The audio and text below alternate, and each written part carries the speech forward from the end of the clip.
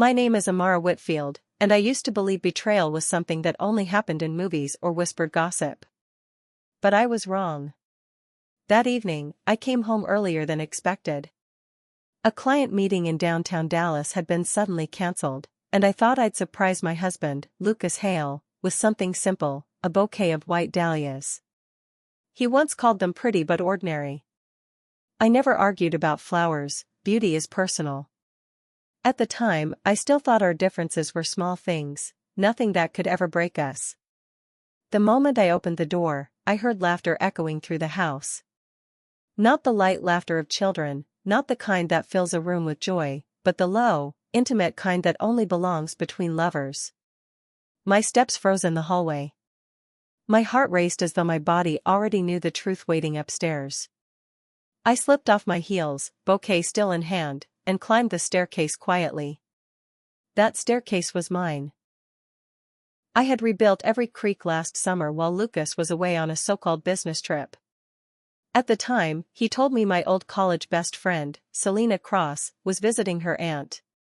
Looking back, I wonder how many of his stories I never questioned. When I reached the bedroom door, I turned the handle slowly. On the ash-gray linen bed I had chosen for its calmness, I saw him, Lucas, lying between two women. Not strangers. No. They were the two people I once trusted most. Selena, with her golden hair, the same woman who held my hand at my mother's funeral. And Betrayal Dawson, who had stood by me for 2 years, helping build my design company. The room went silent. Only Lucas dared to look at me, his face not filled with fear or guilt, but with irritation.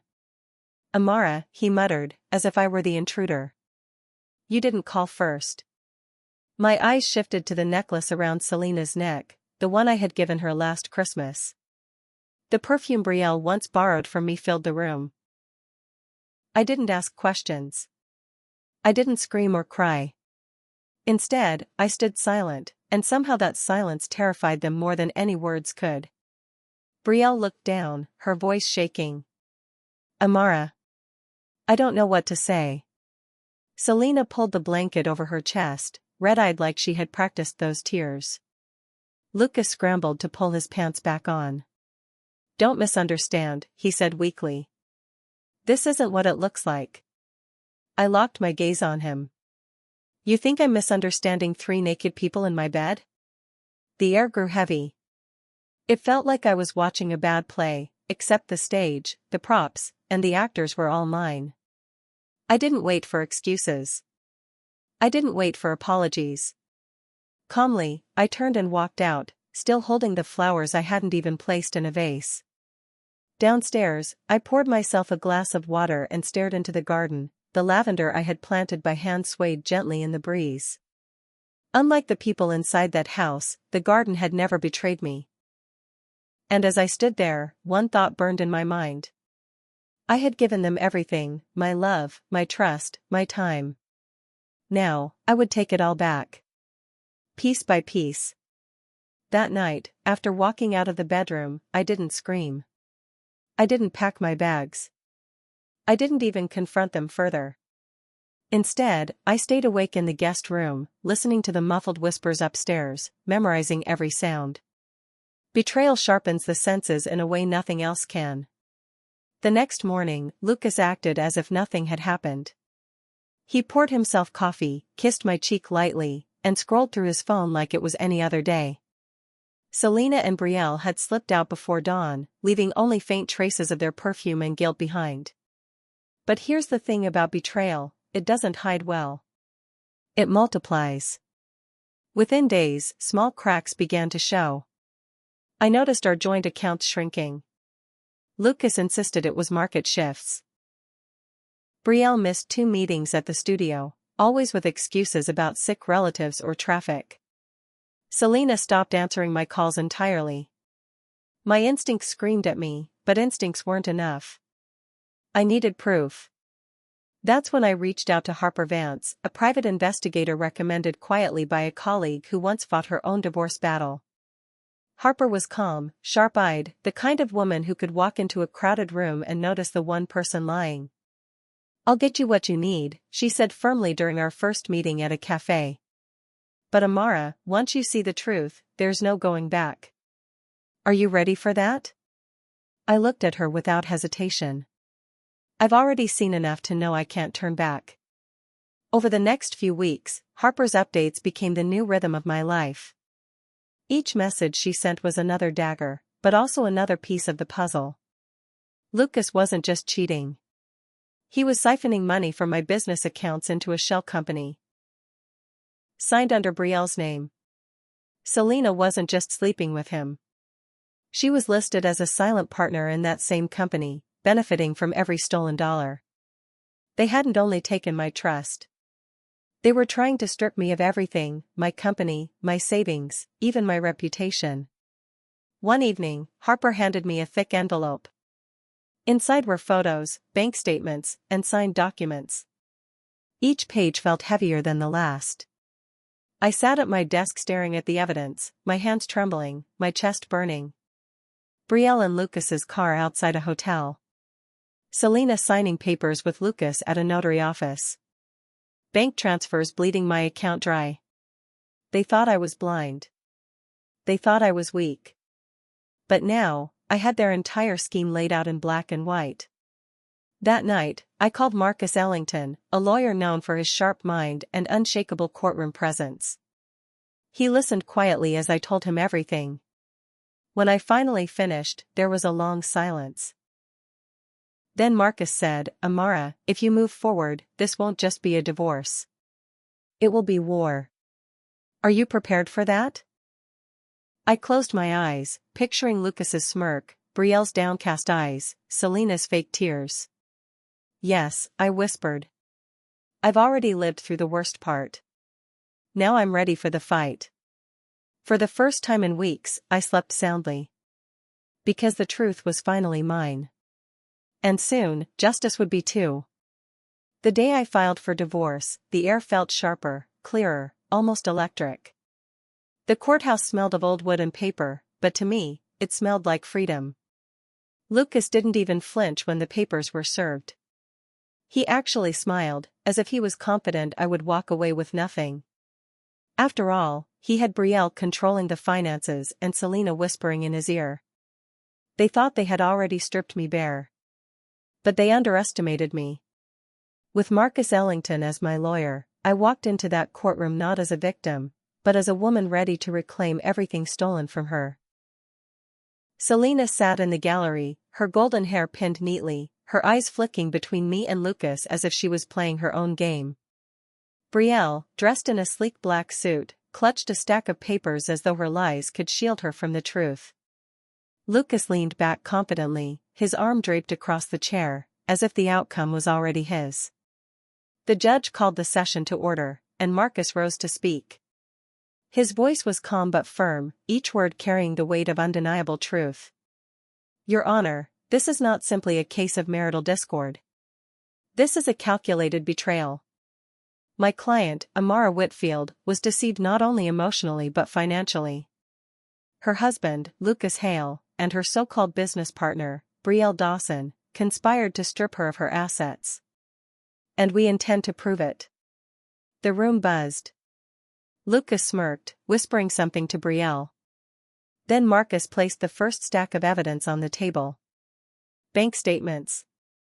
Shell company records. Signatures. Photos Harper had captured at all the right moments. Selena shifted in her seat. Brielle's face drained of color.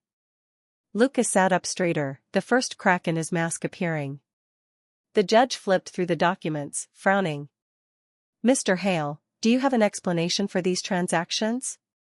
Lucas cleared his throat. "It's a misunderstanding, Your Honor. Business ventures. Investments Amara knew about." That's when Marcus handed over another folder. Inside was a series of emails, Lucas to Brielle, detailing exactly how they planned to push me out of my own company. My name, mocked. My future, erased. The silence in the courtroom was deafening. The judge looked at Lucas sharply. "This doesn't appear to be a misunderstanding. This appears to be fraud." For the first time, Lucas's confident smirk faltered. Brielle stared at the table, avoiding eye contact. Selena, from her seat, gripped her purse so tightly her knuckles turned white. And me? I sat there calm, steady, almost cold. Because I had spent too long crying in silence. This was no longer about pain. It was about justice. Marcus leaned toward me, whispering so only I could hear. This is just the beginning. We're not only taking back what's yours, we're going to make them answer for every lie. For the first time in months, I allowed myself the faintest smile. The war had officially begun. The next hearing felt different. The tension in the air was thicker, heavier, like a storm waiting to break. Lucas walked in with that same swagger, but I could see the unease in his eyes. Beside him, Brielle Dawson looked polished but pale, and Selena Cross clung to her confidence like a mask that was beginning to slip. Marcus started with precision. Your Honor, betrayal rarely exists in isolation. This wasn't just one man's deception, it was a conspiracy. And today, we will show how far it went. He motioned to Harper Vance, the private investigator, who calmly walked to the stand. Harper's presence was steady, her voice clear as she recounted the trail she had followed. The secret meetings, the money transfers, the hotel encounters. Then Marcus unveiled the recordings. Lucas's voice echoed through the courtroom speakers. We'll move the funds under Brielle's account. By the time Amara figures it out, she'll have nothing left. And then Brielle's voice followed. She trusts me too much to suspect anything. The room fell silent. All eyes shifted to Brielle. Her hands shook. She tried to speak, but the judge raised a hand. Quiet, the judge ordered. Then came the final blow. Marcus introduced a series of signed documents showing Selena listed as a shareholder in the shell company. Not only had she betrayed me as a friend, but she had financially profited from my downfall. Selena stood up suddenly. This isn't fair. I didn't know, Lucas told me. But Marcus cut her off smoothly. Miss Cross, these are your signatures. Your name. Your gain. The judge's gavel struck the wood. Sit down, Miss Cross. Selena sank back into her seat, her mask finally breaking. Her golden hair no longer looked regal, it was just a curtain hiding shame. I sat there, composed. My heart pounded, but I didn't let it show. I had dreamed of this moment, when the truth would be undeniable, when their web of lies would collapse in public view. Lucas, once smug, now stared straight ahead, jaw clenched. Brielle dabbed her eyes with a tissue, her empire of deceit crumbling. Selena avoided my gaze completely. Marcus leaned close to me and whispered, "We've dismantled their story. Now we'll rebuild yours." For the first time, the courtroom wasn't just a battleground, it was a place where the truth finally had weight. And as I looked at the three people who had once stolen my trust, I realized something important. This fight wasn't just about reclaiming money, or a company, or even dignity. It was about reminding them, and myself, that I was never powerless. Lucas sat rigid, his once proud posture deflated. Brielle Dawson looked worn, her flawless appearance cracking under weeks of exposure. And Selena Cross, the friend I once trusted with my secrets, refused to lift her eyes from the floor. The judge cleared his throat, papers in hand. His voice carried the weight of finality. After reviewing the evidence, this court rules in favor of Amara Whitfield. The fraudulent transfers are hereby reversed. Full ownership of Whitfield Design Studios is restored to her. Furthermore, Mr. Lucas Hale and Ms. Brielle Dawson are ordered to pay damages for financial misconduct. Ms. Selena Cross, your role in this conspiracy will be referred to the district attorney for further investigation.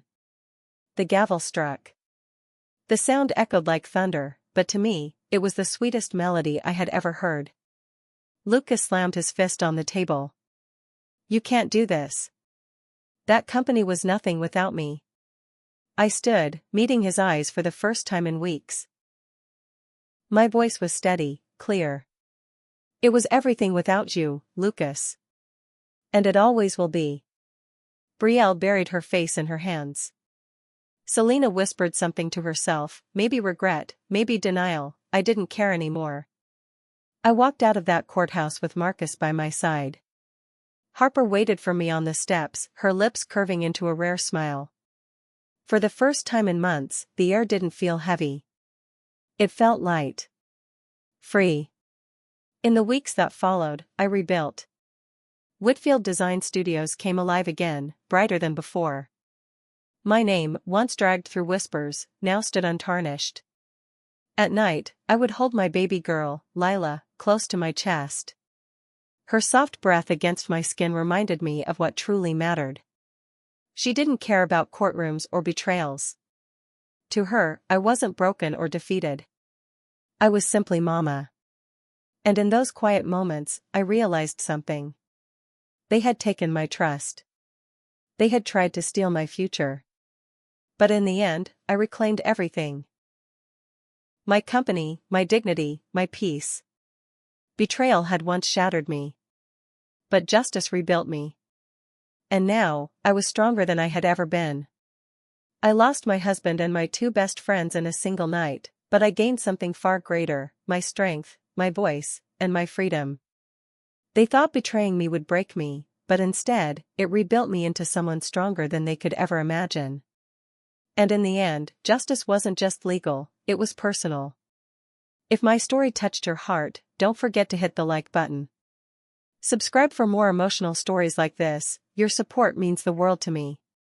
Share this video with someone who needs to hear it. And remember, you are stronger than any betrayal.